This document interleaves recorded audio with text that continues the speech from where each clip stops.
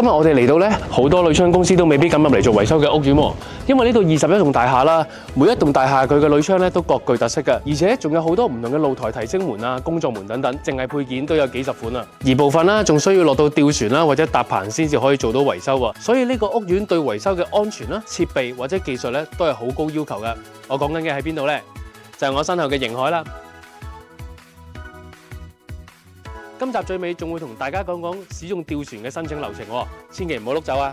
今次業主單位啦，大裝修接近尾聲，委託我哋咧將所有嘅鋁窗、露台門、工作門嘅舊嘅配件咧，全部維修翻新，亦都做埋防漏工程。所以我哋今日出動到6位師傅，講起入伙之前1日完成啊！先睇睇鋁窗配件部分啦，呢度嘅膠邊咧好明顯都已經係溶晒㗎啦，所以我哋經常收到客人打嚟問啦，點解隻窗會開唔到喎？最常見嘅原因之一啦，就係咧啲膠邊咧溶晒黐實晒隻窗啊！所以各位遇到呢一種情況咧，千祈唔好夾硬用力推開隻窗，因為我哋唔知道個窗膠咧係咪安全穩陣嘅。而窗膠啦同埋手掣啦都有唔同程度嘅老化喎。呢一種手掣我哋俗稱叫做多點鎖啦。迎海總共有5期嘅，佢每一期嗰個手掣或者佢隱藏嘅軸心咧都係各有不同嘅。如果我哋勉強夾硬裝落去嘅話咧，分分鐘可能會破壞咗個鋁窗結構添。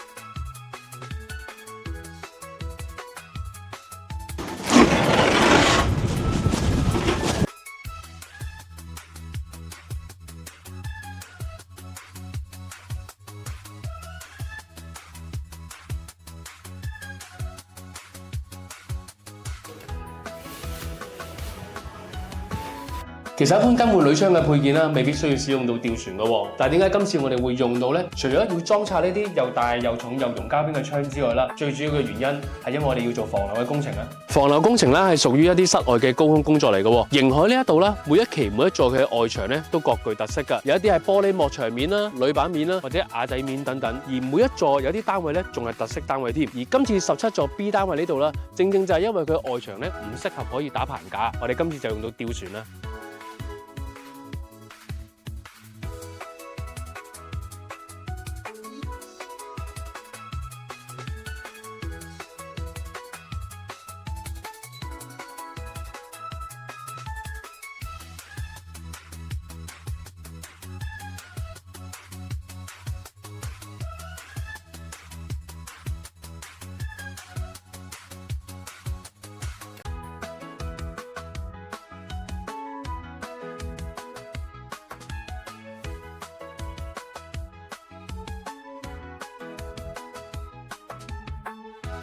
其實我哋經常都收到唔少嘅業主向我哋反映翻有滲水嘅問題喎。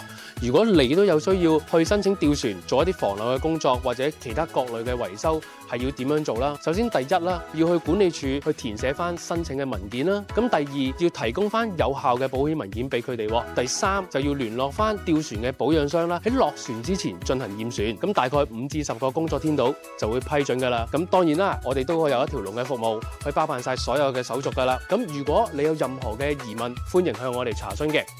今集時間差唔多啦，下集見，拜拜。